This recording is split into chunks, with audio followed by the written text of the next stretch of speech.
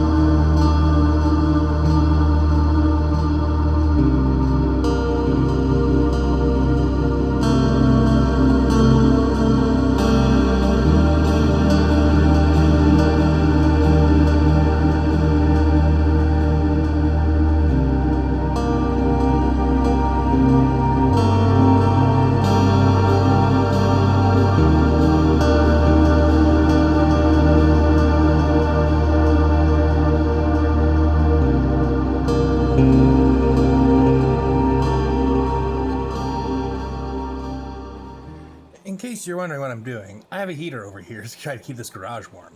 And I'm trying to use it to soften the plastic card that I'm using for the games, weirdly enough.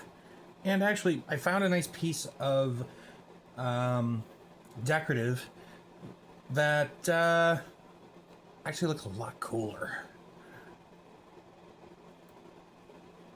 And that's kind of the fun with kit bashing. It's the rule of cool, as many will say, when you're actually building a project such as whether it's a game board or your own factions in whatever tabletop you decide to play. That's what's fun about it. So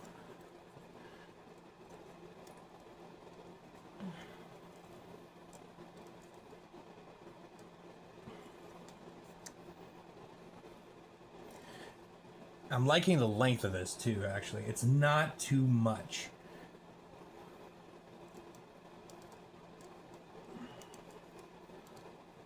If I need to, I actually have some super glue coming through here on some edges too, which actually works out just fine for me, because if it takes down an edge, then I can't complain. Like if it seals down an edge, that'll help me actually flex this in a way. And I've also been thinking about what like besides the Egyptian headwear, strangely enough, because with history, the Roman Empire had actually conquered Egypt at one time and did have some of the Roman symbology and such. So, and these guys are mercenaries. They kind of clabber their armor together, but they still try to make it meaningful, to not just disguise themselves, but also still kind of, in a weird way, tell people who they are.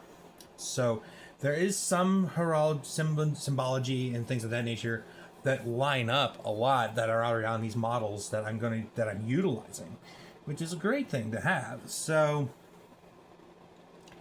there we go. I'm liking.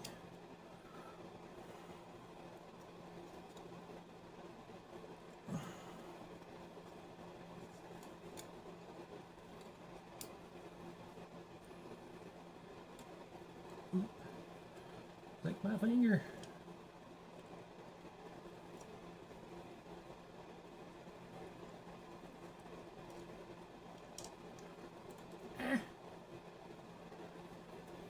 Oof.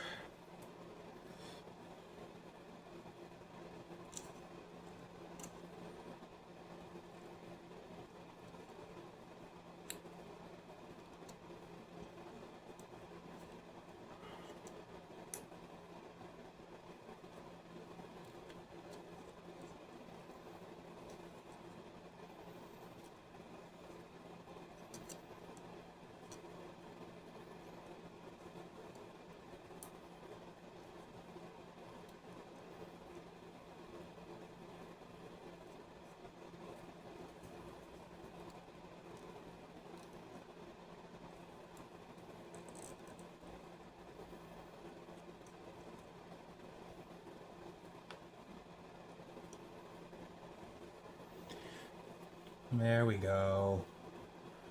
I'm kind of liking it here. Just gotta flex it in such a way. There we go.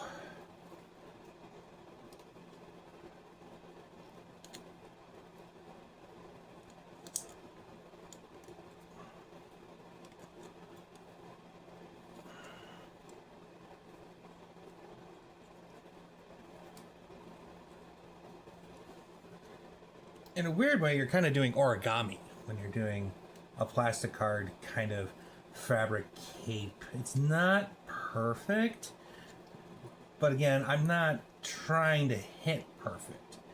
There we go.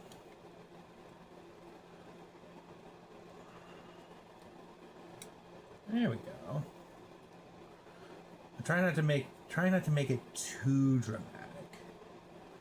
There we go. I can live with this.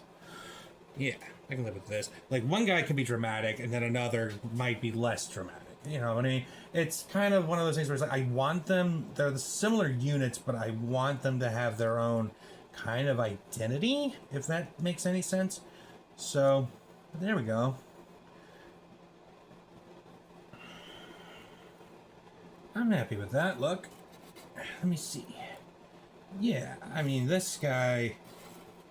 And comparing the two side by side, they have a similar thing, but it's their own ways, which is great, actually. So I can live with that. So I'm going to... The lieutenant I left a little bit more like a gentle kind of look.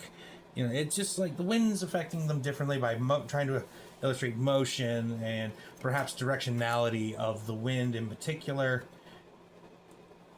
So... yeah. So I'm gonna go ahead and, show you guys how these look so far.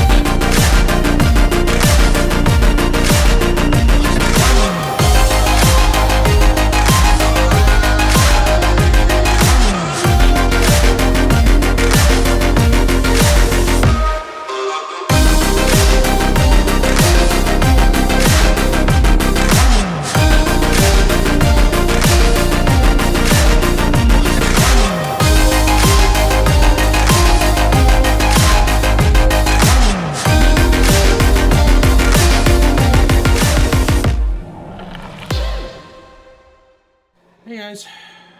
Alright guys, so I've been doing some things off camera here, so I have finished to at least a satisfaction where I'm happier with how my cloaks turn out on my guys. There is a little short that you guys have seen. I also took my two other dudes here. I have them, it's all cloaked up. I also had to put them on little taller bases. So these are some styrofoam bases that I have glued these guys to. Also, there's some other stuff I did off camera too a little bit.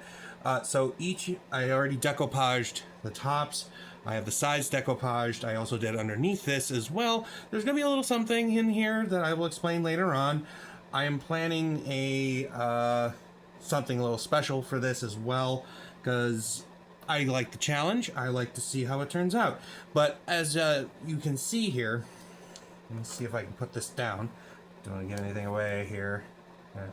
Stay.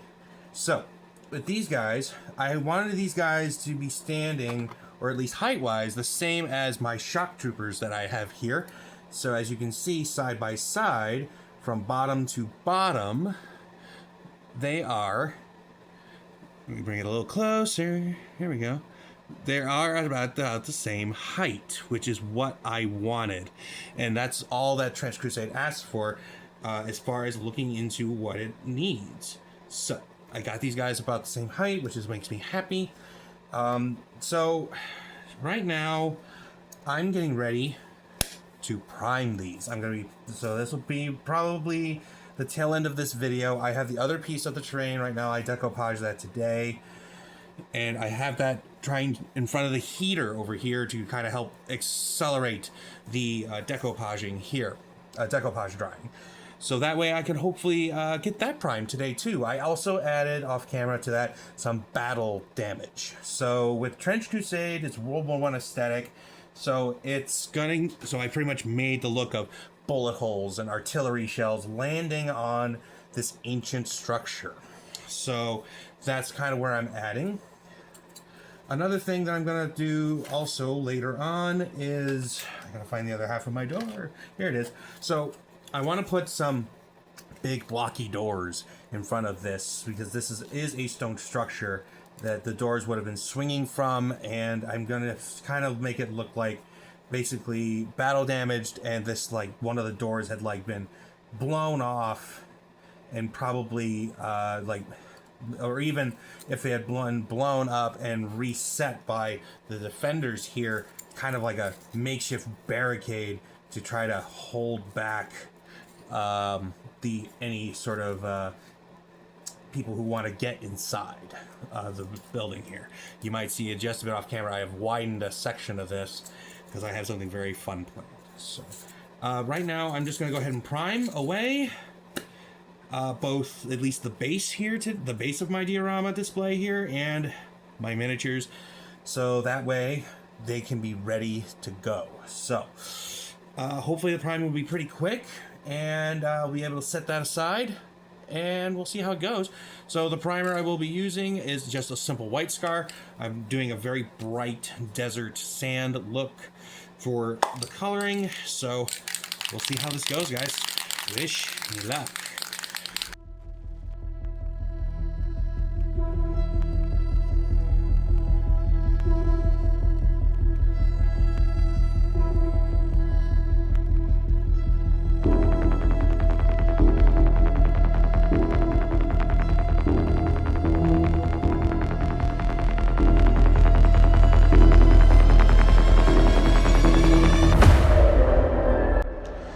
So for the miniatures here, I am doing a white scar, which might seem counterintuitive, but these miniatures are also already primed as well, except for some of the pieces that I used in the kit bashing for these guys.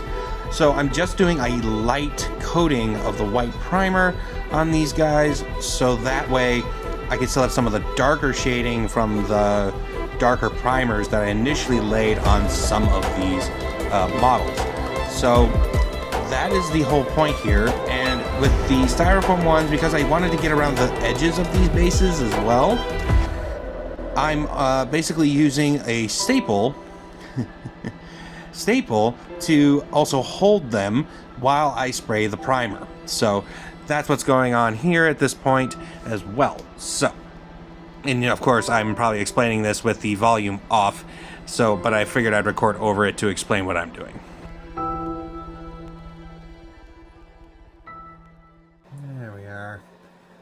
Lovely. Love it. Love it, love it, love it. Okay. So, there's that. That's all set. Now I'm just waiting on this little piece of architecture to dry. And the light priming actually did exactly what I'm hoping to do, which it's not deteriorating at all. It seems to be soaking in just fine. It's not even... It's literally almost looking already dry right now, which...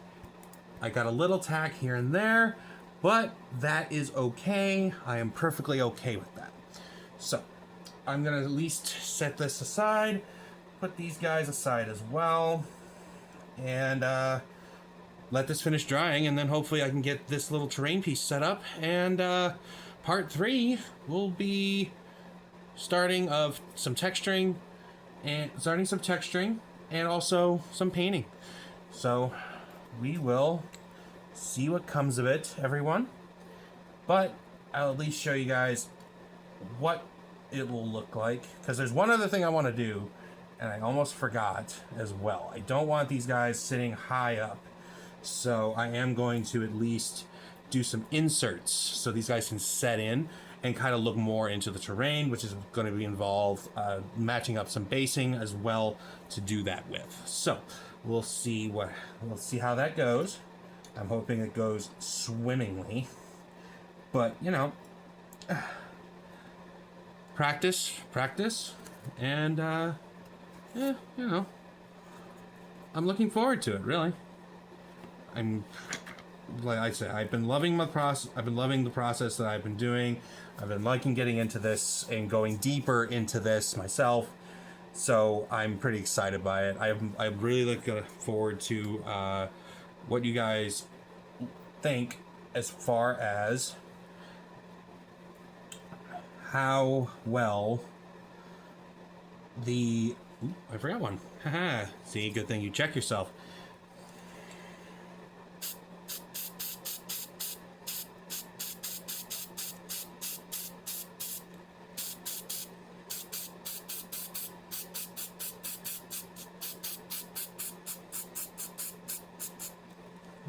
go. There. Okay. But as I was saying, pretty much setting up areas where these guys will be standing and going about. I'm excited. I'm excited to actually finally paint these, because I started kickbashing these like last year. So I'm excited to move into what these guys will finally look like after I get them painted and ready. Or at least as ready as possible.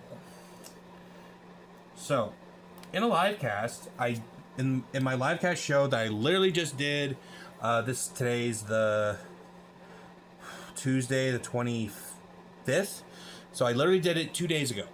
By the time of this recording, it was 2 days ago. 2 days ago, I did a live cast recording of my show, Magic Kettle Discussions. Go ahead and check it out.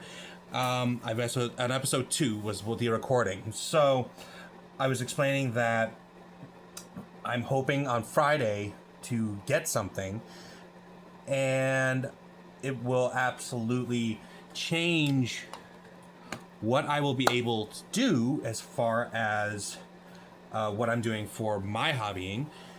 So I'm really hoping, and I have at least also done my research, that I should be able to do this here at my mother's house, where I'm currently staying with my family. I should be able to do this, and I can actually put it to use. I'm very excited. So we'll see how it goes, guys. Okay, so that heater did the trick very nicely. So I wanted to at least show off a little bit of the battle damage here, and also how I achieved it. So, as you can see in the front here, this is the final little bit of damage that's going to be showing in the front of this, but I decided to do some in the back as well. This is how initially, so what I started with was how I ended up with a similar look to when I did that larger diorama. So, if you're watching this video, head to my channel, and you can go to my Diorama builds playlist. You'll find it there very quickly.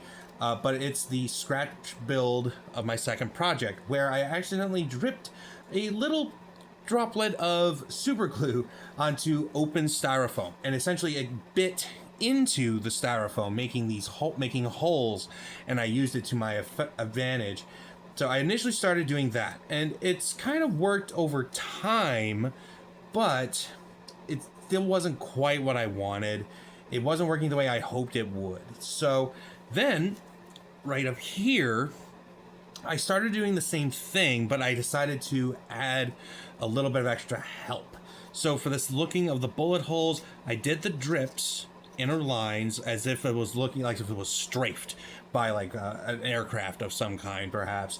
And then basically all I did was take a staple, and I literally just stuck them in, wriggle, kind of twisting to open up the gaps to allow the super glue to sink into, and essentially it ate the styrofoam, making these holes actually bigger and more worn across here.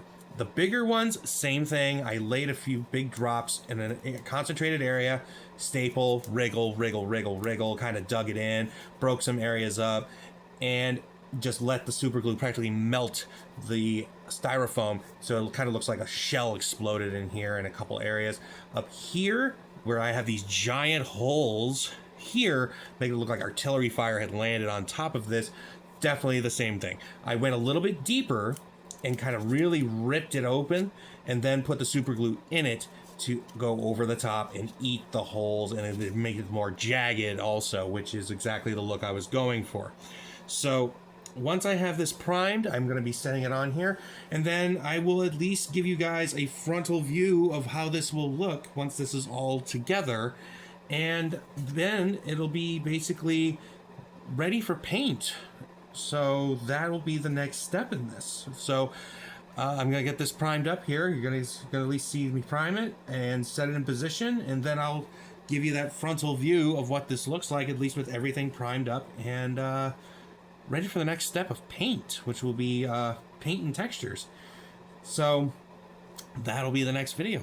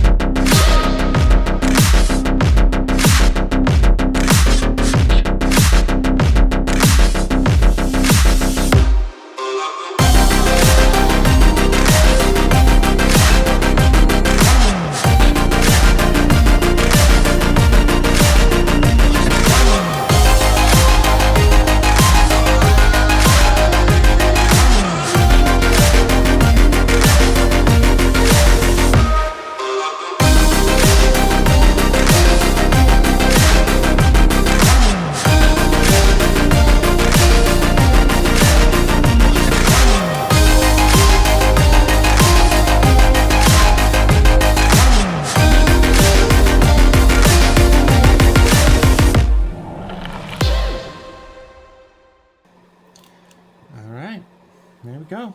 Nice little quick short there. No worries. So I'm just going to use... Oop.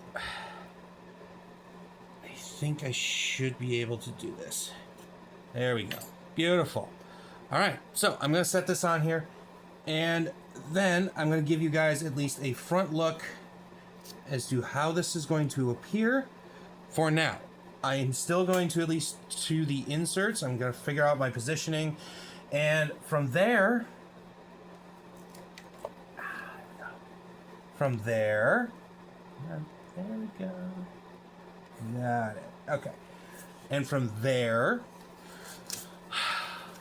Once I have the positioning figured out for where I want them to be, from there it'll be cutting out inserts and getting ready for texture, paint, and lastly, texture, paint on not just here, but the models as well.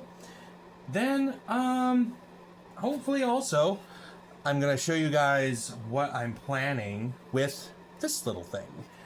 So, at least that'll be after the main primer is dry, and I'll be able to show you guys what I plan to do.